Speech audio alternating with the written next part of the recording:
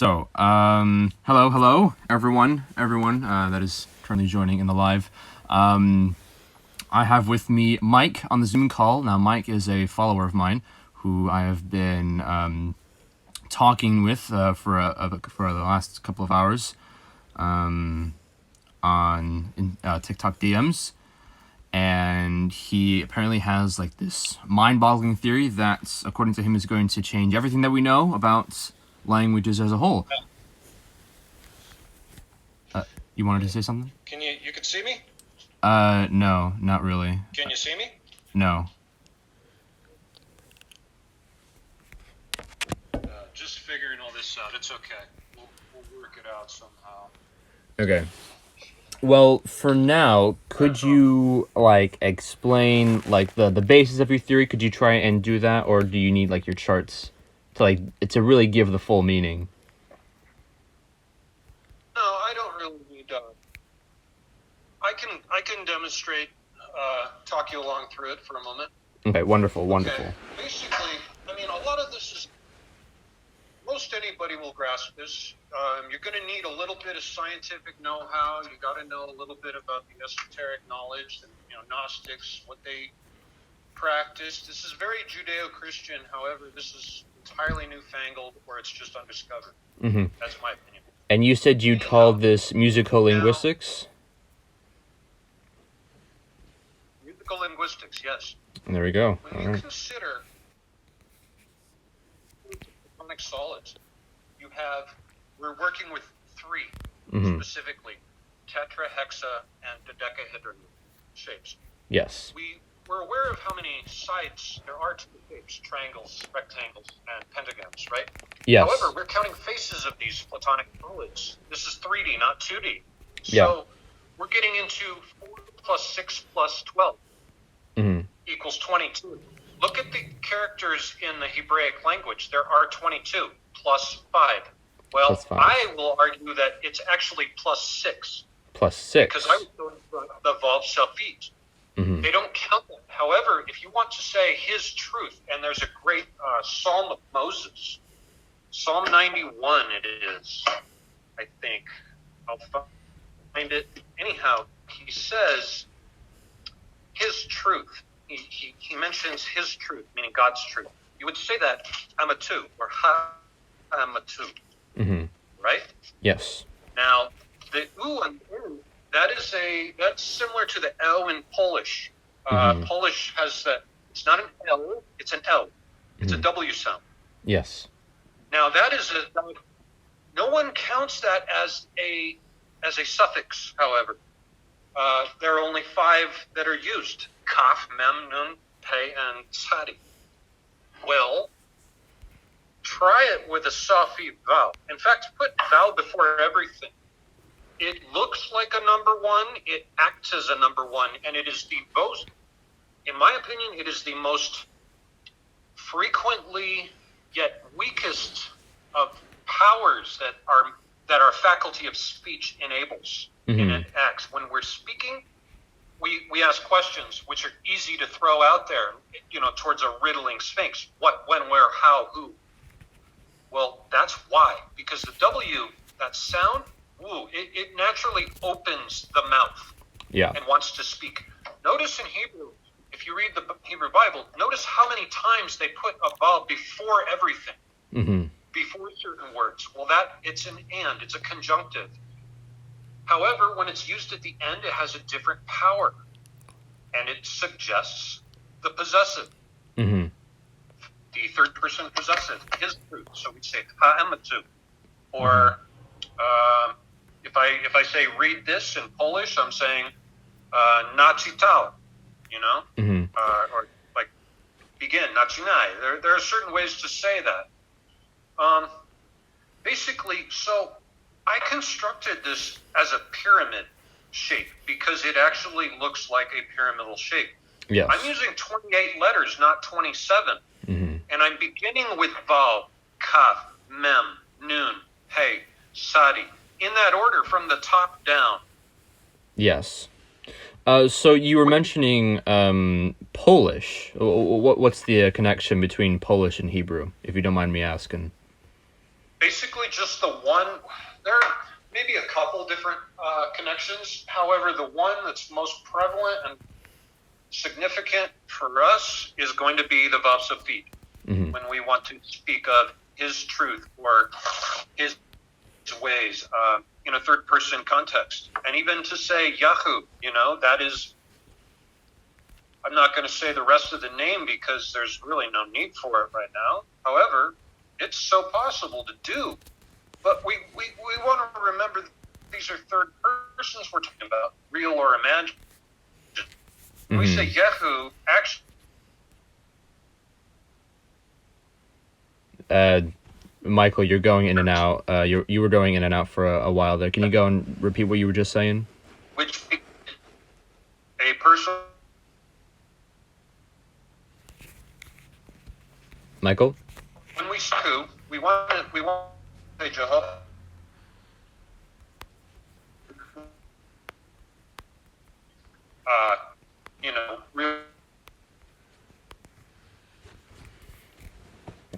Hey, Michael, you're going in and out. I can't hear you. The connection is getting bad. Michael? Plain and simple, black and white criminal.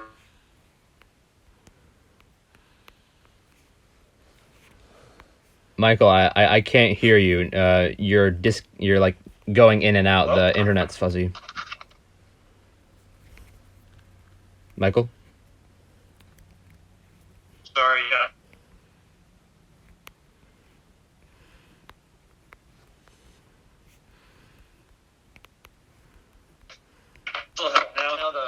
Now the microphone's open. I see.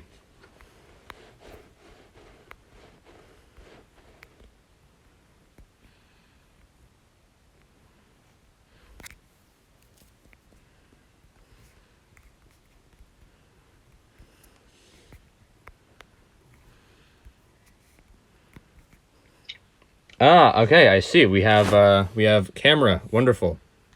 Cool. Good. Wonderful. Good. Fine. Last. This is complicated to figure out. But you know what? Step by step, we're going to get through it. We're gonna make the connections. We're going to brainstorm here. This is taking me years of work. Okay. Anyhow, back to many rabbis believe that the world was spoken into existence. Abracadabra. I create as I speak. Now, how would you go about doing that? Let's play God, because right now he's just a third person in the room. Mm-hmm. Whether it's a white elephant or the pink gorilla, a black swan, it doesn't matter. It's all the same. Well, however, with all due respect, that third person is representative of people among us, of anyone and everybody among us. So we can't discount this as real or imagined. This is actually, it still describes the state with which we communicate an idea, from gathering a second opinion to a third party. Yeah. That's what's important. Well, and there is someone else in the room, an audience that wants to hear this. Think of Plato and Socrates and the rest of the boys. There are a lot more of them. Anyhow, getting into Platonics and I was talking about Neo-Pythagorean theory and Neoplatonic theory. This is very much down that line. The reason being because I use Platonic solids. Let me show you. I'll describe this to you. Now, I use 28 letters in my system of Hebrew language. Okay. Because I don't 27 cut it. And I can show you why. There's a reason why. I take the dodeki, go 12, and sit on the bottom here of a pyramid, because it forms as a pyramidal in a fashion. 28 is a triangular number. Mm-hmm. What makes it a triangular number? 1 plus 2 plus 3 plus 4 plus 5 plus 6 plus 7 is 28. But why stop at 7? Because we're musical linguistics. This is 7 tones in a musical scale, 7 chakras of the body, 7 days in a week. Ah, I see, Don't I go. see. 7 is a fixed pattern. It's a fixed shape. It's a fixed universe of its own. We don't need to go beyond 7. And if we go beyond 7, you're getting into exponents now. 2 to the third power is 8, or your Yes. octave. So you don't want to go past the modes with which we're allowed to work. Yeah. This is very simple. It's cut and dry. It's basic little things that bring each and every single puzzle piece. So I mean, yeah, it seems so obvious. It's strange how people haven't figured this out yet. I know, yeah. It's hidden in plain sight, isn't it? You know, so they say. Yeah. Now, here we have 4 shapes. Yeah. A 6-sided die on top of that, a 12-sided die. On top of that, another 6-sided die, and on top of that, 4. I see. As you can see right there. Yeah. Now, the difference is, we look at this like as a flame. Like, imagine this is the burning bush. This is our middle. Now, why 4? Which 4 are we talking about? Because we've already gone over the first 6 characters in our construct, in our linguistic construct, using Hebraic idiom. Yes. Vav, kaf, mem. Describe that, though. Here we have, I'll describe it for you. We have a vowel. It looks like 1, right? Yeah. This here. In Egyptian hieroglyphs, you get something that looks like a 2, actually. It looks something like that. Yeah, and it looks the same, but we're going from the top down ledger, whereas the vowel, that's our flower of life, not a hook or a pin coming from the top down, but a flower of life coming up out of the fucking soil, the black earth itself. Like the flame you said. Yeah, something like that. Now, we put these 2 characters together, the vowel and the kaf. What do we get? What do we get? This is where the Trinity comes into play. People might freak out. They say, Father, Son, Holy Ghost. Mother Mary. They're going to cry out, But that's what it's for. So we keep constructing along this path, and this is evident this goes into astrophysics, straight up. Astrophysics, really? Yeah, really. The next 3 letters beneath our construct of vowel, kaf, and mem are going to be the next letters that we use in the Sophie, that we learn in Sophie, that the Hebraic idiom provides us, which are, in order, nun, pe, and sadi. But how do we go about drawing these? What are we really using? What is a nun? But it stands alone. It looks like a vowel. It has a foot beneath it. Yeah. Which is being the 4th power we're using, or 4th character we're using. Think of music now. You're not working within the fundamental tone. You're now using the subdominant tone. You're using a 4th. If I want to change up my blues in A and say, hey, I got an idea in D, and we're going to go to D now. I don't care if you shuffle it with a dominant 7th or a 6th. Why not use a 6th? Because that's where the blues come from. And now you're working at A, D, and then, now the blues come from. And now you're working at A, D, and then, now, eventually you get to E, you play the dominant. But that transition, that focus that is no longer on a fundamental tone and on a droning monotone kind of sound, you're reaching higher pitch. Yeah, exactly. So, I mean, it makes even more sense. It makes even more sense when you consider that nun, the foot, and it represents the 4th. They're the same sound, the fa. Yeah. Right. How difficult is that to pronounce, though?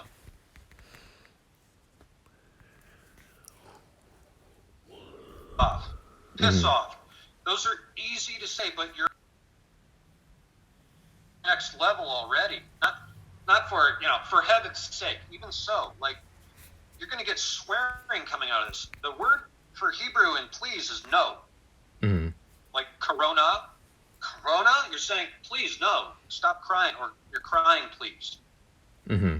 Yeah. Think of that. Yeah, no, that's crazy. That's crazy. I've never thought about that. Fundamentally, as a construct, it's there. So you're saying no, and Abraham said it. Count Abraham, Joseph said it when he said, brothers, please listen to me. I have something to tell you. I had a dream. He said, Shemona. And his brothers all gathered.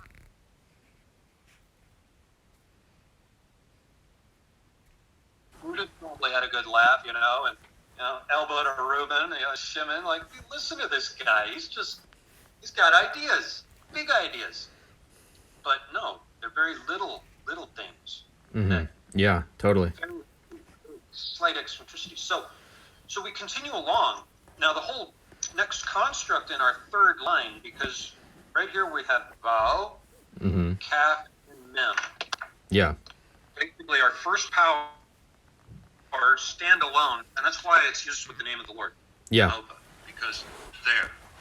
Yeah, because those are really left out. Those are other parties, but we're focused on, but we're using this in a terms of, we use it before words too. So Mm-hmm. and this and that. That's why we're putting that first, because and it's vocally more readily expressed. Just wow. Yeah, that's just the simple wonderment of it all. It aligns perfectly. I mean, like, yeah, it makes perfect sense. Yeah. Well, the mouth should open up as readily to create and speak when it gets another idea in the head. Mm-hmm. It gets a second thought, or it has a second opinion. It works off. That is why Aleph is supposed to be last, because is the sound that you make when you have an idea. And then of course. You're going, I don't. Yeah. I'll consider that. That's what we're thinking. Mm-hmm. Yeah, exactly. It all makes sense. Samson said it well he said, I got my fucking Bible right there too. Well, he said something, he said, if you had only done so before as much, I would, but I will take vengeance upon you, I will avenge myself, and afterwards I will stop. Well, he uses a word, first he uses the word ba'acher, which means afterward, actually. So Mm-hmm. we're using the vav here, a perfect example. Samson. Yeah. He burned down the fields of the Philistines. It was after his wife, when he was betrayed with his wedding, his whole matrimony, the whole wedding ceremony, thrown under the bus. But then he says va'aker, and he says achdal, which means I will stop, not chadal. Yeah. To stop. The vav, exactly. That's why I put aleph at the end. We hear about it in Revelations. Book of Revelation says, Alpha and Omega, and the last shall be first, and the first shall be last. Jesus was quoted as having said that. Well, quite simply, right there, take Alpha and Omega and give them, put Esau before Jacob. Yeah, exactly. Where he belongs. Mm-hmm. Do something first, and then grab onto the heel, then grab onto the coattail, then ride that wave. Yeah. You have to. Mm-hmm. Because you might have to. You might learn something in the process, because you don't know it all. You're struggling with this and that opinion. Mm-hmm. Those findings. It's empirical knowledge when you get down to it. Of course. And it's very difficult. So I begin my construct with Vav, then I add to the second masculine thing. Because it looks phallic, and it is, and Mm-hmm. it is a flower of life. You look at the myth of Echo and Narciso. Mm-hmm. The man was a flower. The woman, Echo. The next line, or next letter, is Kaf, cacophony. Very subtle, very easy to say. Ka. My name, Michael. Yeah. You want to say Mike or Micah? Fine. Miko, who is for or who is thus. Mm-hmm. Like unto God. Michael. Yeah, exactly. I mean, it makes so much sense. Yeah. So we get those two. We put them together, and we get mem. That's still on the second construct. This is like our second chakra. These are like the first chakra. And I'll highlight them in color so you can see where I'm really going. The vow and the kef, I do them in red. Yeah. Because that's our first chakra. That's our base. You know, it's at the bottom, and we put it at the top. We're working from the top down. We are building a pyramid from the top down. Yeah. You see how it all comes together on the flip side, and we have a foundation which we can work. Exactly. I mean, yeah, going back to Noon, the foot, the foundation, it all makes sense. Like, why haven't we figured this out before? Who knows? No one's put this much time or effort or thought into it. They think they're already on a higher level or on another level, thinking beyond what empirically can be gleaned and understood. Yeah. So, I'll tell you what, though. I don't think it's that people haven't figured it out. I think it's been suppressed. I think that people are trying to stop people from figuring it out. Who do you think that might be? that could be. Absolutely. That could be very well the case. Why not? I mean, to keep it hidden in plain sight, or just to keep the distraction. Man does not live by bread alone. However, you can easily argue, what's the famous quote they say? Panem et circenses. Mm-hmm. Yeah. That's the same thing. Give them cake. Bread and circuses. Why not? Yeah. We all need that, Party food, Where's the birthday cake? Well, it's Jacob's now, so easy does it. Jacob, the cuff. I mean, it all comes back together, really. Kof is different than cuff. Of course, I'm sorry. Kof is a masculine letter. I consider there are masculine and feminine letters. Okay. How do you know which is which? By where you begin an upstroke and a downstroke with the letter itself. Okay. I get it now. Noon begins with the foot and works upward the way Vav does. So that's masculine. Mm-hmm. Mem is also masculine. Pe is masculine because you're beginning with a very small little noon, and you work out to, and you work a calf over it, superimposed a calf over it. Yeah. That's noon, little noon, big calf. Yeah. So. Okay.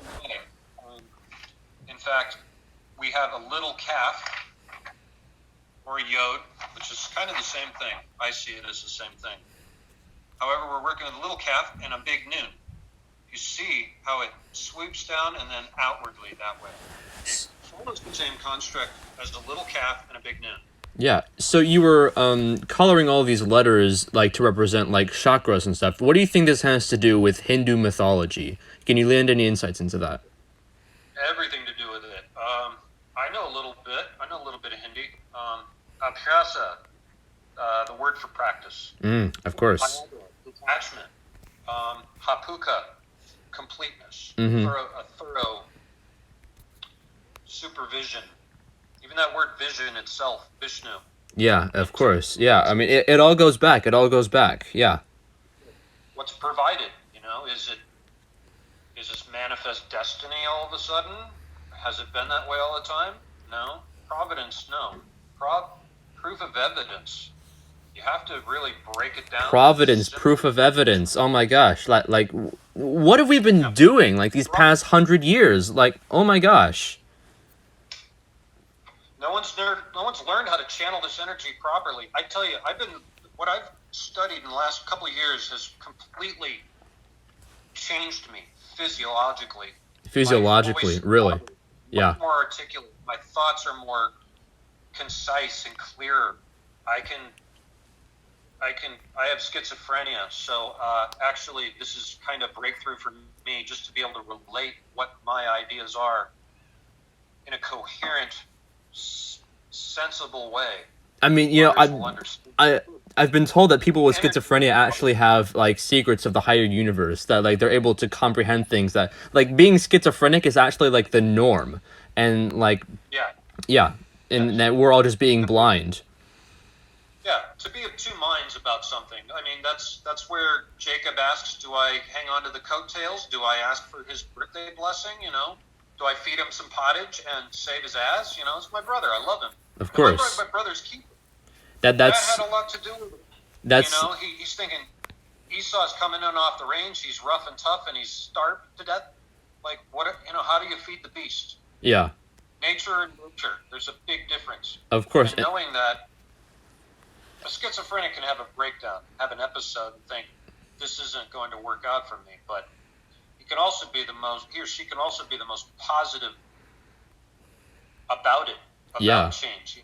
Yeah, no, that's crazy. Yeah, and you were talking about like your brother's keeper, and it all goes back to the Bible, Cain and Abel. People say that Cain's bloodline turned into all the evil monsters of the world, whereas Abel's line turned into the humans. That's what makes us our brother's keeper. It all makes sense. It all does make sense. Well, he also wanted to be the husbandman. He wanted a little more pussy than his brother had. Yeah. He saw his brother had all the chicks, and he thought, I got this little ball and chain? The fuck, Yeah, no, because I'm really doing my best here, and like Abel's just like, Yeah, no, laughing away, sounding like the other beasts of the field, and probably just thinking like a beast of the field, not even considerate enough to acknowledge his brother's lack. Of course, and he had a very important job. He was sacrificing animals to God. Like he did not know. Like he didn't need these women in his life. He had a much more higher spiritual purpose. Right. So we get into the fourth line here. Now these six right here equal a hexahedron. This is what we're going to find here on top of the pyramid is what we're going to find beneath it, because we have three more shapes to deal with. Yeah. And they are, one is the same. One's going to be a hexahedron at the bottom, just the same as we had up top. We're going to have, in fact, but we're going to use the Polish L this time. Really? Yeah, because it's better than any other letter I've found. I'm Polish, so I'm going to go with that anyways. Like, yeah, L. Of course, yeah. It's Hamati, but Hamatu. My truth. His truth, my truth. Of course, yeah. The Vav, of course, it all goes back. Yeah. Now we got these, 6 letters. They're the same as the 6 on top. Yep, 6 on top, 6 on bottom. 6 on bottom. Because they're the last, they're going to subscribe to that 7th chakra, the suffix. So we're going to highlight them in purple. Because we're breaking these out into 7 parts. There are 4 subsets of the letters as the Platonic solids describe them. Yeah. However, we have to break it out by note for note, because if you know anything about music, you'll realize that 8 is an octave, or 8th degree in tone, a diatonic scale or modality, whatever. It's the octave. The 15th is the 2nd octave, and the 22nd is the 3rd octave. So when we're going with Aleph as our 22nd letter, not our first, that is actually a 3rd octave. That's saying, octal, I will stop. Vacher octal, bekemekdal. It goes on. And that's a more powerful voice. It's a more powerful phrase, and that's why you go A to Z. Yeah, exactly. So Aleph makes a sound that like it's in the throat, and it's like it's near to like the origin of human sound. And so that would make sense. That would make sense going back to the octave. But what do we learn from our parents? Everything. Yeah. And our grandparents too. So we're thinking generations, like per octave. So, look abuela, or abuelo, like words like that. Abba, same thing. But yeah, we need to realize that 22nd degree is the more complex and the more authoritative power, shall we say. It has more sway, it has more dominion, it has a larger voice, but it's going to wait. And that's why when we read a Hebrew word that affixes the Aleph before all the other letters, we have the future tense. And to put that before everything is to preemptively, to arbitrarily bypass anything reasonable and everything else that came before it. Yeah. Like I was saying, many rabbis, they think the Aleph is constructed with a yod and it's God's hand holding the law, the Vav, beneath another yod, which is man's hand. Yeah. and they attribute the wrong gematria, misinterpreted gematria as, God, what is it? I've even forgot the old system. It's that fucking stupid. Yeah, I know. You know what I think. You know what I think. The old system was actually a cover up to try and cover up the new system. To try and. Well, they say 10 plus 10 plus 6, right? Mm-hmm. 10 and 10, hands, and 6. Yeah. They say 26. And they think, well, 26,000 years in a galactic year. Like, good luck with that. I mean, that's reasonable enough, but it doesn't work. Yeah, totally. I completely agree with you. I say it's a Yod holding a Toph. And Toph is the penultimate in the series of 22. I see. So it's the 21st. It's actually, what, Be Thy Down? Tau? Say Ta Mar, like he spoke, or you will speak. In Hebrew, you say Tamar. Mm-hmm. Micah, the idolater Micah. The very story after Judges, he comes out after they've taken away his gods and his priests, and he says, how can you say what I'm bothered for? Like, he says Tamar, and he uses that. Well, that's what I use as the penultimate letter in a series of 22. Yeah, no, that's you're completely right. Yeah, everything you're making is making total sense. That's good. That's what I want to hear, because I want to know that I'm not going fucking crazy here, that I've actually reasonably put this together in such a way that's comprehensive. No, I mean, like, everything that you're saying is, like, based on, like, knowledge that is just common sense. Like, it makes sense. It is common sense. That's what it's meant to be. Now, we go into the next lines into where all these strokes here, they're all single strokes. This is calligraphy. Ooh, this is very much, you have to know how the pen stroke works, up or down, how many, like how disconnected is your pen stroke to the paper. It's very simple. The next letters we get, and this will blow your mind, this is actually kind of like Tetris. Mm-hmm. We use a Toph, which is a little calf and a vav. Yeah. Sorry, this is all backward for you. Yod, Samek, Resh. Yod comes down, just a little stroke. Samek is the same, just a round from the top down up. That's a kaf and a vav too. It mirrors that. Now we're getting into astrophysics, and the Resh is the same, top down. They all come top down. Yeah, However, of course. I find these are all very feminine, and it has to do with the reason why. Well, because they come from the top down. That's why, because we put a woman on a pedestal and let her work her way down to our level. Mm-hmm. When we can grow up. Yeah.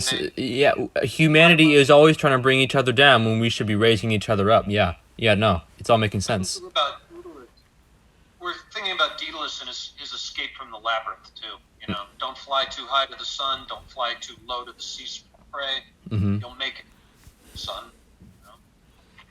Icarus fucking lost his life fast. He was a hot shot. He was a kid. Yeah, of course. Yeah. Head into clouds, you could say. These four letters are all single stroke with the pen. Mm-hmm. Easy enough to describe. The next, basically, I threw them all in the same order you're going to find the modern Hebraic language, the idiom, as thus described nowadays, that you've been told and taught and learned. However, we have to remember everything's all at a sequence now. So, and there are, 6 plus 4, that's 10. Yeah. This is our hexa, this is our tetra. Now we're working on a dodecahedron. Mm-hmm. And 6 plus 6, 12. What forms in, these are ratios. This is why I call this musical linguistics, because music, you don't have a basic understanding of musical fundamentals. It's just how to compose everything comprehensively enough, to whistle more than just the song in your head. Yeah. For a Philharmonic Symphony Orchestra, you're going to need so many more among the ensemble, and in certain proportions, the ratios. Like, there's a great book. I have it. Where is it? It's around here somewhere. So some people are a little bit confused on your word Hebraic. Why don't you just say the word Hebrew? Yeah, I don't know. Because it's theirs. This isn't the Hebrew I'm learning for teaching myself. This isn't the Hebrew as I interpret it. Hebrew means to go over. It means you've gone over. Hebraic, that's relating to everybody else that's outside the fold right now. Because it is like Hebrew. Yeah. It is your grandpappy's Hebrew. It is his great-grandpappy's Hebrew. Yeah, no, totally. Moses in a burning bush. Mm-hmm. So, I was talking a little bit about how I'm pretty sure that, like, in the course of human history, people have figured this stuff out, just from common sense, and that they've actually been suppressed due to this knowledge. Has anyone else tried to, like, suppress you or, like, try to silence you? Like, anyone, like, from the government or something? No. Do you think... This is as public as it's gotten right now. In fact, the first people I introduced to the system were in county jail just a couple years ago. Ah. Yeah. How my third and fourth DUIs, respectively. Ah, I see. I can't drink and I can't drive at the same time. I can't do much of either, really, without having my own ball. Yeah, no, that's my problem. I am alcoholic, sure, but I'm more of a dipsomaniac. Of course. I love the feel of a good drunk. I know what it does for me. It gives me an enthusiasm that God never did up until now. I'm getting humbled because I'm reading the book of Job in Hebrew, and that's something else. Do you think, because I've never actually seen a Hebrew, I've never seen a guy actually read the Hebrew Bible. Could you go and give us, like, some sentences? Could you do that? Like, could you go and get the Hebrew Bible and read us some impactful stuff? Yeah, okay. I have mine right here. What do you want to use? I'd really like to use this Psalm of Moses. It's a very good. It's one I like. It's actually. I'm going to go to Ecclesiastes because this is actually where it will describe for you the very verse that turned me on to this whole idea to begin with. But first, we're going to read a Psalm of Moses. He had his place. He was a good shepherd. Millions. It's Psalm 91, verse 4. Of course. It says, with his pinion he will cover you. Beneath his wings you will be protected. The Hebrew there, it's going to be messy, but, take your time. I don't read this one. I read the very last bit of the verse, actually. But it says, they, from, or with, by, be abaritu, be ebritu, yosek, lakab, betachat, kanafiu, tachsa. So messy. My breathing is really... Hey, man, don't worry. Please take your time. It's better to do it correctly and slowly than it is to do it quick and wrong. You know what I'm saying? Yeah. So the next part of the verse, the last part of this verse says, his truth is shield and armor. That's where I was getting to you with using the vasophet as a suffix above. Yeah, his truth. It says sana, so his a shield and armor, the sachra. So sana, the sachra, amitu. So you said that be, it means by, right? They sound so similar to each other. Do you think there's like a connection? Well, it comes from the very first word in the Bible, bereshit. I'm saying that's too much to say all at once like that. You want to say be, rashit. But I'm talking like, is there a connection? Do you think between English and Hebrew? Do you think? Yeah. Well, Hebrew works that way. Hebrew is Hebrew is very subjective. If you haven't noticed, saying Hebrew doesn't even sound right. Say amber, like on.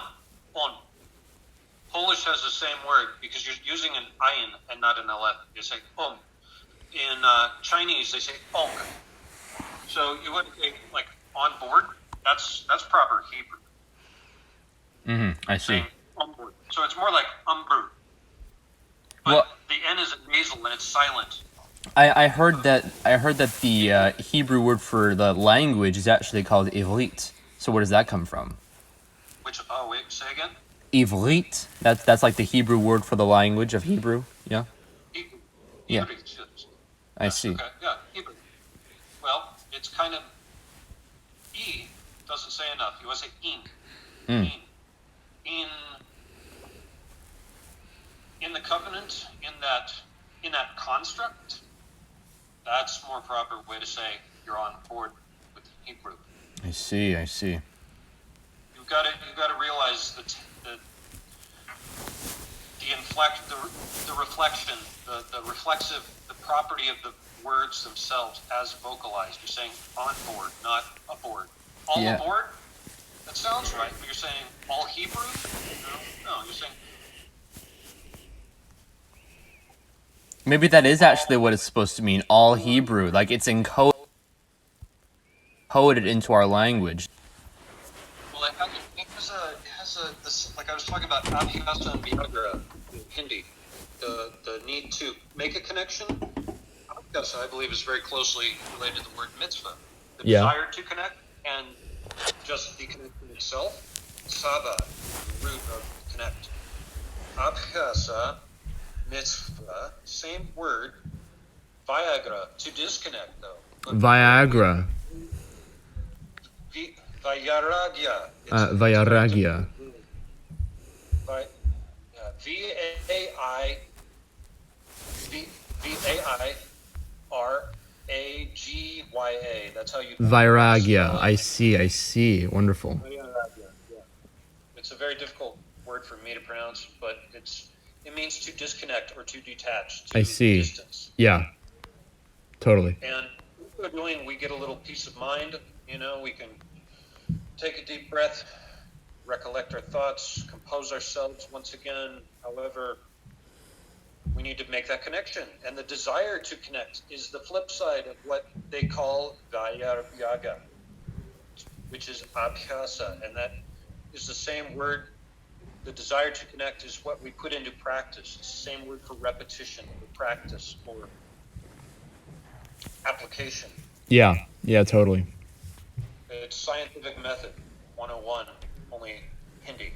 So you've been explaining all of this stuff. You're forming the foundation, right? What does this all lead to? What is the conclusion, do you think? I think the conclusion is reaching another musical sphere, is reaching the true musical sphere, a place where we can add notes to the symphony. We can keep composing in a more understood level. I think it's much more proper. I think there's more function. I think it's the grace, the rest note in which we can finally add something without interfering with overtones and imposing chords that are altered beyond, free-form jazz, like fusion in a bad way. Yeah. Like when we look at these 4 letters beneath the 6, our prefixes, let's call them, or our fundamentals, because there are 6 notes. We got a 7th. That's like a do si do. What are you gonna do? You're gonna keep it high. You're gonna raise the pitch, or you're gonna go low, or you're just gonna settle. 7th, tet, like your teeth stop working, your thoughts work. Tet, tot. So That's like a real Sabbath letter, not another one. But I think the word begins with Jehovah. That works into it. Like I think that's something that I just realized, that you were talking about how God created the universe just from speaking alone. Do you think that he actually might have sung it? And if so, could this way of us understanding more musical notes, could we, with that power, actually open new gates to new dimensions and new worlds? I believe so. I believe I have already. You have already? I've meditated on the holy name of the Lord and the Lady, Our Lady. I've meditated on the name of Elohim. I've meditated on so much in Hebrew, and there are times when I give pause, when I just I swallow my pride, I keep my spittle within me, and I don't blaspheme the name of the Lord, because that's breaking one of those 10 commandments. Just don't do it. Yeah, You exactly. say Jehovah's, you aren't worth your salt at this moment. Saying that, thinking that. So I've done that. you said that Idea. you said that you've actually mastered this music, this new music, and you've been actually able to travel to different worlds. What were these different worlds like? Well, when you're meditating on a letter, let's say noon, you're meditating on noon, but let's even take it a step further. Before we go there, like a word like Noah, a name like Noah, means grace or comfort. My best friend's name is Noah, but there's a word that comes from that too. It's Micah. The prophet Micah talked about it. The resting place, they called it, and that goes back to Deuteronomy when Moses was shepherding a people throughout the desert. Yeah. And it's Hamanuaka. It's how that sounds. The resting place. Manuak. Ha-Manuaka. And I just can't articulate that because I don't have much rest right now. I'm actually excited. I'm working. I'm busy. No. Yeah, I mean, a conscious man, a man who knows his place in the universe, is always working. He's not sleeping. To use that phrase, Micah says, it's second chapter, verse 10, my bad. It says, "Arise and go into exile, because not for this purpose is the resting place been given to you. Because it has become defiled, it will destroy you absolutely." Yeah. So when I'm meditating on a word like resting place, Manuaka, I'm thinking about being silent during that vocalization, the M and the N, and eventually the het is going to come out, because that's the word for life itself. Unless you found rest and you really aren't living consciously with the rest of everybody else, you're kind of halfway there on the Stygian shore waiting for the boatman. No, I totally get what you're saying right now. Yeah, makes sense. Yeah. So when I visualize a word like that, Hamanuaka, I'm thinking about swallowing my spittle, my pride. In so doing, I'm bypassing these letters. I'm giving rest to the accompaniment that's composed this wonderful philharmonic symphonic masterpiece, this magnum opus called Gods. yeah. So you meditate, you rest, and you get through parts of it, which are furious angers. They're energies. Giordano Bruno, he called them heroic frenzies. Digli Fiori, the heroical frenzies. Look that up sometime. He was a great thinker. do you think that he might have been he was thinking about the same things that you were about the Hebrew alphabet and the letters and stuff? Also, Sure. you were talking about how different letters represent different things. Do you think that, like, meditating on those letters and traveling to those different worlds, were they different based on what those letters represent? Well, like when I meditate on the M, I'm meditating on a Vav and a Kaf. Now they're attached. I'm thinking of my own masculine mind, but I'm also listening to anything, the cacophony coming from outer space. It's the color, the color out of space in the Lovecraft. Oh, yeah, I've read the Lovecraft story. Do you think he was thinking about the same stuff, too? Like, where all of his monsters... What do you think his monsters represents, like, in all that? The mem, affixed to a word, means from. Isaiah had a great word he used. He said from yesterday, atmul. Micah used the same word, atmul, in one of his verses just before the one I just read to you about the resting place. It says, "Yesterday my people arose as an enemy." Yes. And else he says, "Unto its fellows, for the sake of a garment, a mantle, you would strip them, making innocent passers-by fugitives of war." So tell me this. In the fields, if you apply to classical music, they're quite an ensemble themselves, quite a group of very high-minded, intellectual people, good people, with a soul. Tell me this. Why Hebrew specifically? I've been getting a lot of comments here. Why Hebrew instead of, like, Aramaic or Greek or Arabic or Latin or any of these other ancient languages? Why Hebrew specifically? I've had I've had Jewish friends since I was in school, and whether we righted or wronged each other at the time, like we were still the best of friends. I remember one old friend, and he was like, "You should learn Hebrew, Mikey." And I said, "Okay, you're on, all right, so maybe you're right about that." And like I just thought about it for a long, long time, for years, 8 or so, and it got me to where I'm at now. I've had other Jewish friends growing up, and like, not like I wanted to relate with them or something, but I figured there was something to learn from, something to be gleaned. I thought it would give me enough truth that, enough for an entire people. And if I'm part of the diaspora, Israeli, but, not a Jew, but Israeli nonetheless, maybe there's something in it for me, because if I'm a Shimini, then, Gamini Shimini, and I need to learn that despite his blessings, on his deathbed, Jacob didn't have all the answers either. So maybe I can just figure it out for myself, learn a truth. Do you think that...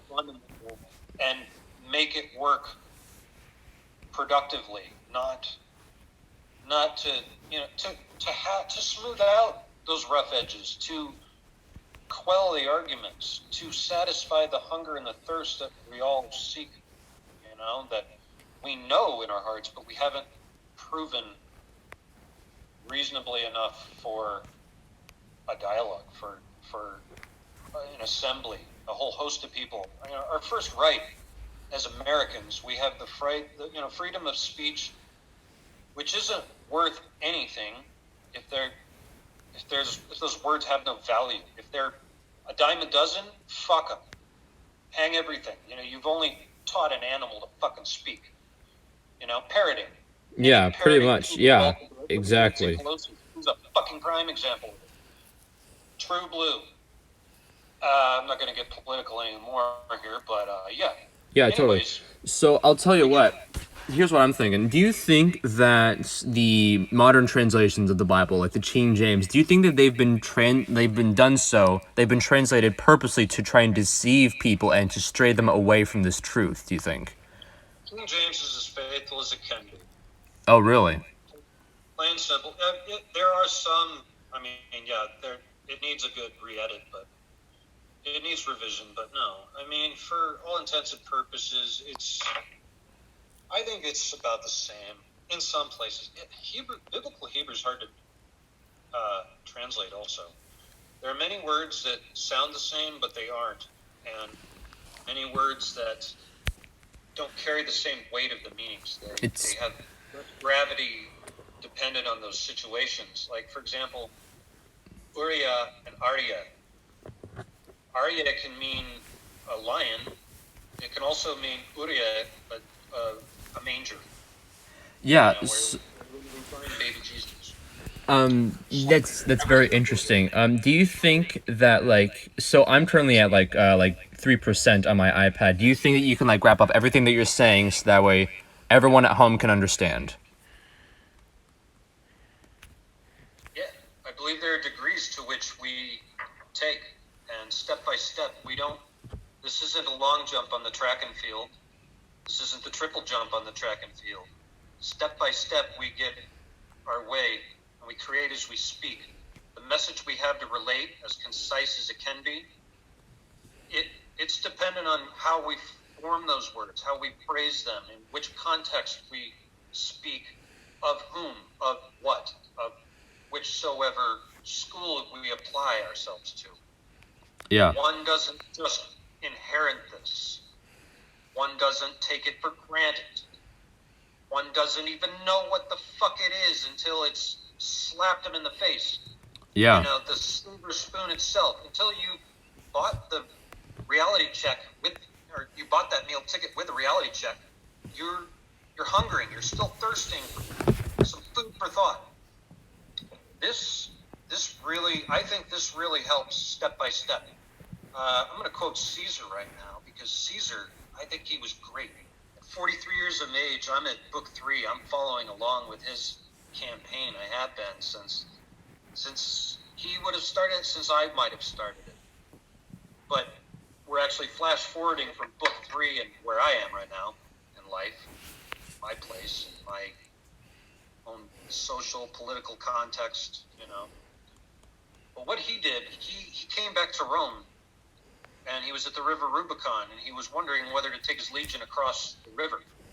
And he quoted Menander saying, "Anaristro kubos," which means the die is cast. You heard it last year with the impeachment scandal, Nancy Pelosi, saying the die is cast, the house is on fire. You're a delusional bitch, and you haven't learned from history if you're going to throw those words out. You, lady. You may wear pants slacks better than I do, but no, you don't belong in pants slacks because you're a woman. Get the fuck out of here. What did Caesar say? He said, yeah, everybody, get behind me, Satan. He said, Eacta el Stalia.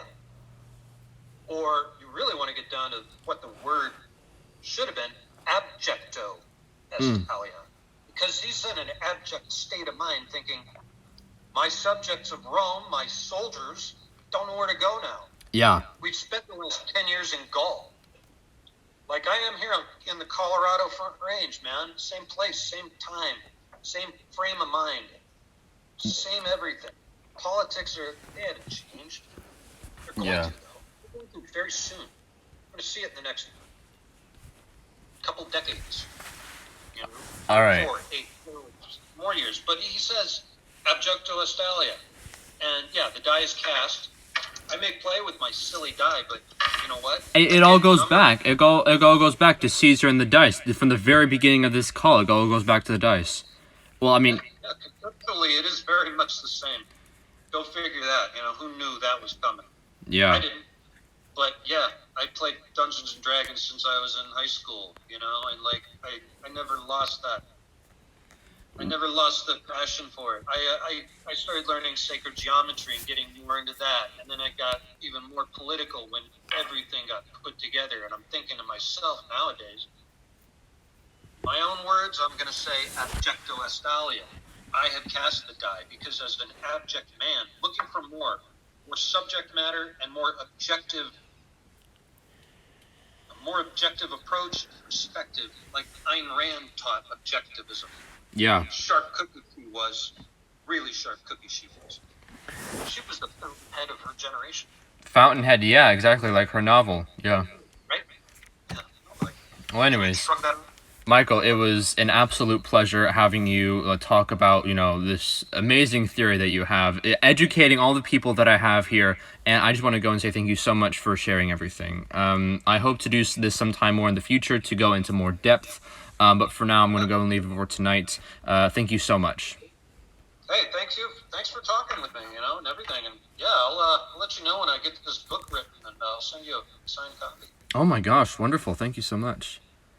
Well, I have a lot to write. I am going to put this into, book form.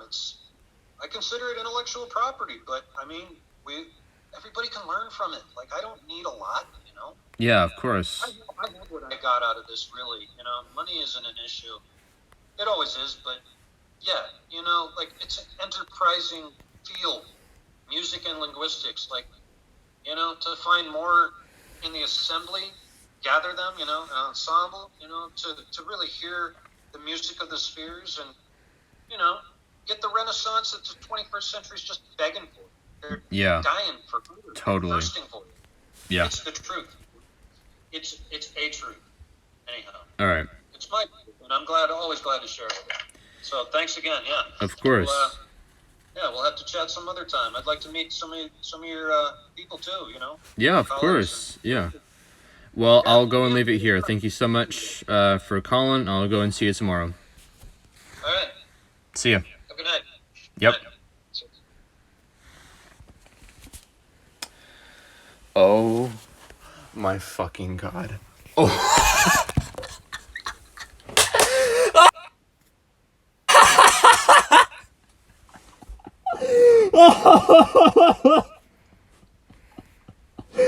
No! Oh my god! Holy shit! Holy shit! Oh my god! Oh my god! That was like that was a roller coaster ride of, oh my gosh. Oh my gosh. Oh my gosh. Damn, you had to straight for this whole time. No, no, oh my god, I had to go and hide this smile from my, I had to like hide this smile, with my phone because I couldn't keep it in. Oh my gosh, dude, holy shit. Oh my gosh. Oh my gosh. I thought I'd like go and like ask him some questions. I thought I'd like go and veer him like certain directions, you know, like talking to him about like opening up like other trans-dimensional worlds. Like, oh my gosh, I didn't think that he'd be like dead ass with it. Oh my gosh, dude, this guy's an absolute nutcase. And I'll tell you what, man, at the end of the day, I still have no idea what he's talking about. But I do want that book. He said he's gonna write a book about all of this, and he's gonna give me a signed fucking copy. And I'll tell you what, man, I want that. I want that fucking dude. I want that shit. Oh my gosh. I didn't want to go. So there were some guys that were saying that wanted me to say, "Look behind you," like to mess with him, but I didn't want to do that. I just kind of wanted him to go on about his theories. You know, I didn't want him freaked out. Because then we wouldn't know about his theories. You gotta know. But, I mean, yeah, it's crazy. I don't even understand. Also, shout out to Darius M for recording the entire fucking thing. You can go and check out his Instagram and YouTube. You can go and, like, find the whole thing there. As I've said before, this will probably be another thing that I'll be doing close in the future. But yeah.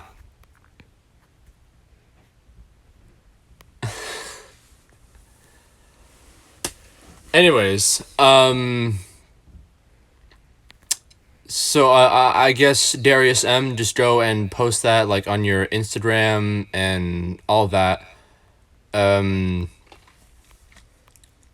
So yeah, go and post that on your Instagram, go and post that on your YouTube. I want to go and send my friends all of this because we need to know this knowledge. We need to know and how to meditate on the Hebrew letters.